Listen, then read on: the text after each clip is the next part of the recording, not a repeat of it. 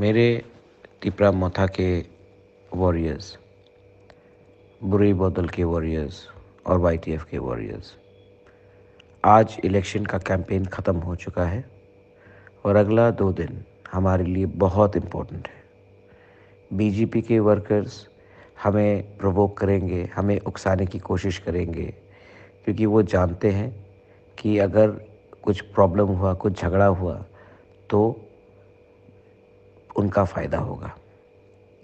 त्रिपुरा में शांति रहना चाहिए।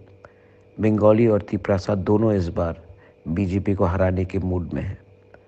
आप काइंडली अपना गुस्सा, नाराज़गी कोई बंगाली के ऊपर या कोई किसी और कम्युनिटी के ऊपर मत निकालिए। इससे फ़ायदा सिर्फ बीजेपी को होता है। वो चाहते हैं कि अगर टेंशन क्रिएट हो तो वोट एक तरफ जाए और हमारा बुकुंग बारा का वोट भी एक तरफ जाए। हम चाहते हैं त्रिपुरा में शांति रहे, झगड़ा ना हो और पीसफुल वोटिंग हो। वो उकसाने की कोशिश करेंगे, आप चुप रहिए।